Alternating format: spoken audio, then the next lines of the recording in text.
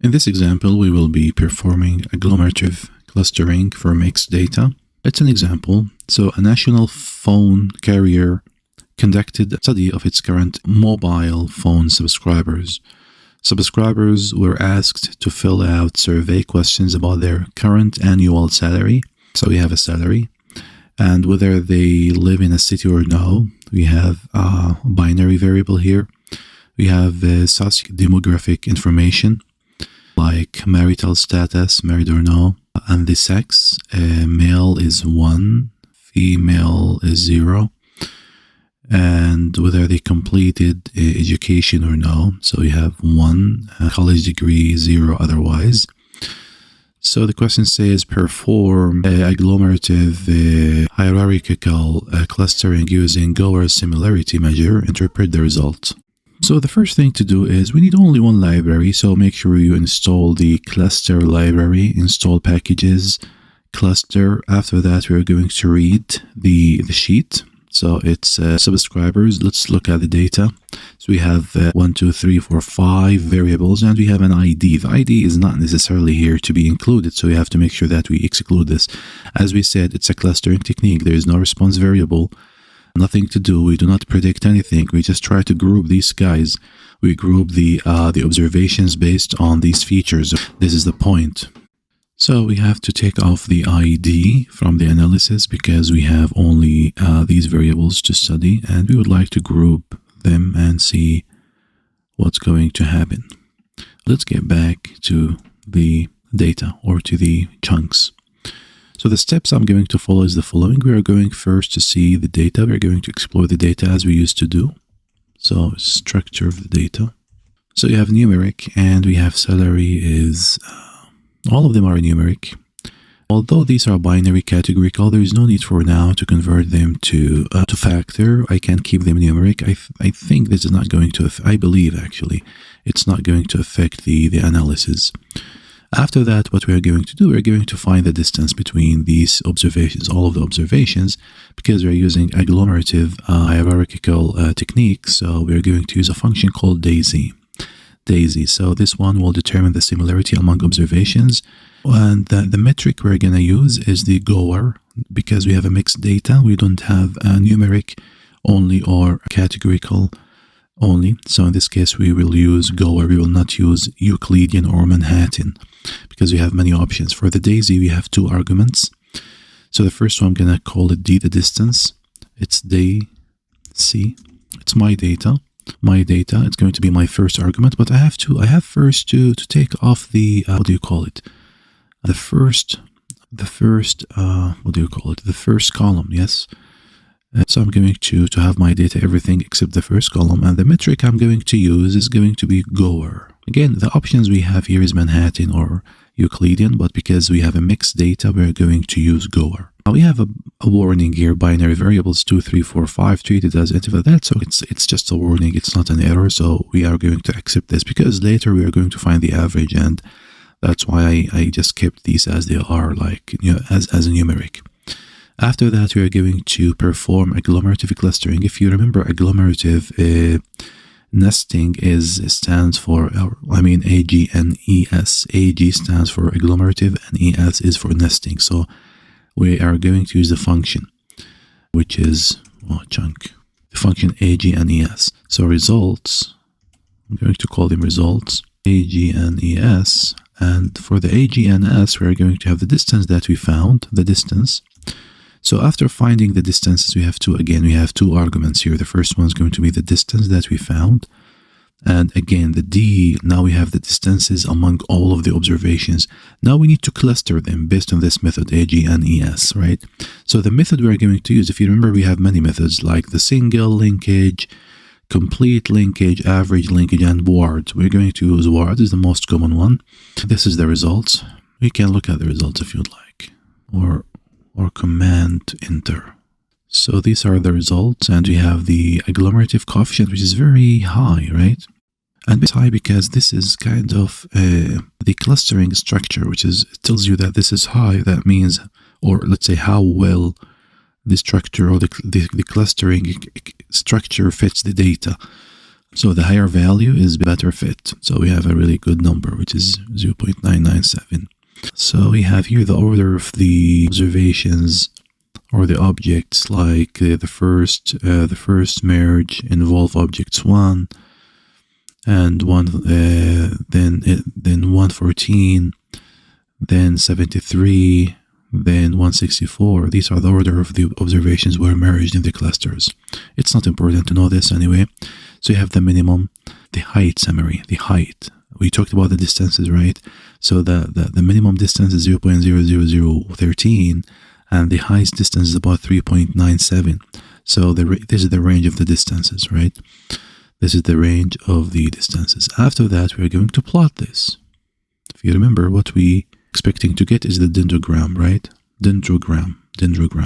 Results. Actually, if you just plot the results, what we're going to get? We're going to get 2 of them. This is one of the things that I did not explain. I'm not willing to explain this one right now.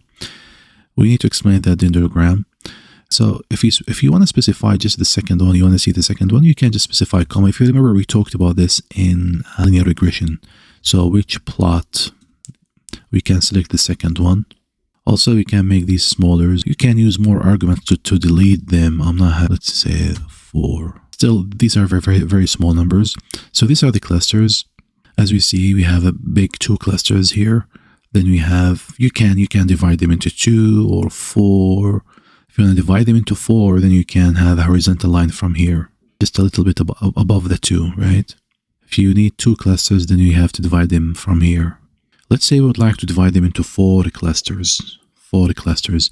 So what we are going to do, I'm going to, now because, plot, dendrogram doesn't seem to be kind of easy to be interpreted, right? So that's why we are going to create like cut tree. Let's create a cut tree first and specify a number of the clusters. So let's say clusters, cut tree, results. What is this? The cut tree is a function that is going to create the clusters, and you have to specify a number of the clusters. In this case, we said let's have k equals 4. We can start by 2 and 4 and see what's going on. You can just do two clusters, then see what's happening. If you try this, so the cut tree is, we have 2 arguments, which is the first one contains the AGNES, the agglomerative clustering technique, right? The clusters, and here we have specify number 4, right? Could not find cut tree. Yes, there's an extra T. So these are the clusters. Look at them. We have the clusters. So the first observation number 1, second observation number 1, cluster 1, third observation cluster 3, and so on. To do this, I'm going to use, let's say to summarize this, to organize this, I'm going to use a function. It's a very nice function in R. It's called aggregate, and I think I used this one before. It's an R-based function. So I'm going to say I'm going to aggregate the clusters. For example, number 1, all the clusters. Number 1, I'm going to put them together. Number 2 together, 3 together, and 4 together. But I'm going to calculate the mean for each variable in each cluster. So this will be easier for us. So let's add this part in the summary and the interpretation. So we're going to summarize these. So we can look at something. Let me do the following. Let me say my data clusters. So I added clusters to my data. For example, the first observation is added to cluster 1. Observation 2, cluster 2, 3. This is a cluster 1. Observation 3, cluster 2, and so on. But the question is, what are the features of these clusters? This is the most important part. We need to know now, what are the features of these? What makes these clusters are kind of special, right? So the idea is, let's summarize this. That's why I said let's find the average for each and see what's the common characteristics or traits for each cluster. So let me add the average by clusters. Aggregate, and I'm going the aggregate function. I'm going to use 1, 2, 3, actually 3 arguments. The first argument is going to start by, I'm going to specify the dot tilde, that means we need to do all of the columns, right? Based on the clusters. So I would like to group them based on the clusters. Is it cluster? Clusters. After that, what I'm going to do, I'm going to tell the aggregate function from where you have to go. It's from my data, but please do not select the first column, also, I'm going to specify the function. I'm going to aggregate these columns based on what? Based on the mean. So the function, FUN capital, it's the mean. So if you look at the clusters now, we have the salary, we have the sex, married, college, city, and the cluster numbers. Again, the aggregate, we have the dot tilde, all of the columns, based on the group these based on the clusters column. The data, which data are we going to take? The data is my data, but don't take the ID. The function I'm going to aggregate the data for is the mean. So find the mean for these guys. Also, I would like to do the following. I would like to add one more column, which is I would like to know how many observation belongs to each cluster. Then we're going to talk about this. So let's say a number of employees. Are we talking about employees here? Subscribers. So I'm going to look at the table first, my data clusters. So I would like to just count.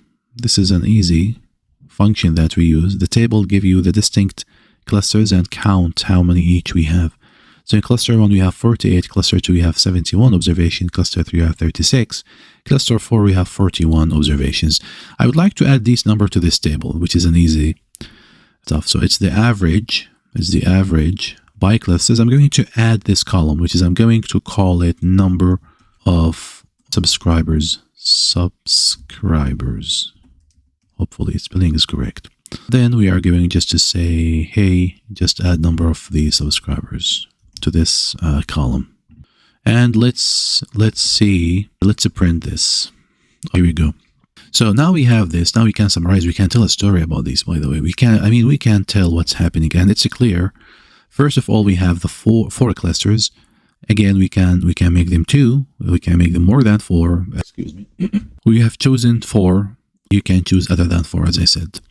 And we got the averages for these numbers. Number 1, if you look at the salary, it doesn't tell you much. So the clusters, all of the clusters, the salaries are almost the same. So the average of the salaries. So the salary is not kind of a distinct feature among or between these clusters. However, I can see, nice stuff happening here, which is the sex, the married, and the college, and the city, etc. For example, look at the subscribers of the first cluster. All of them are married. This is good.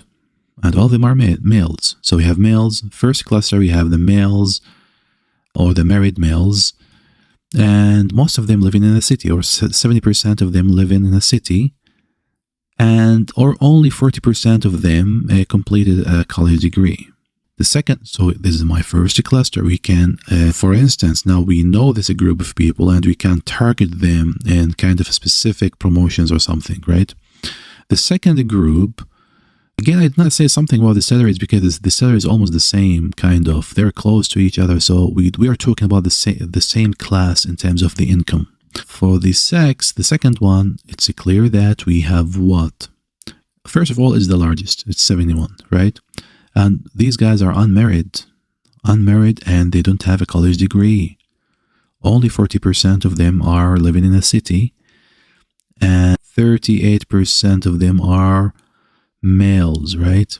Okay, what about the third group? The third group, we're talking about females. The females married, do not have a degree, and about 60% of them living in a city, right?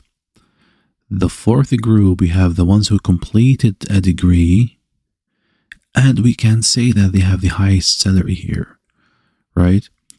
32% of them are males, and about 20% of them are married, right? And half of them living in a city. So at least we have something. We have kind of a groups. We can change number of the clusters to see if you can get more information. Maybe you would like to have two clusters or more than 2 clusters. So this is everything about agglomerative. So the things that I have said, you have to write them down, everything. You have to summarize the data. You have to summarize the data and interpret this. And this is the best way to do the interpretations for the clustering techniques, because it's a good idea to get the mean, or not just the mean. Sometimes we need the frequencies, as we did here, and sometimes mean or median, and sometimes we may think about the standard deviation as well. Yeah, so this is everything about this example.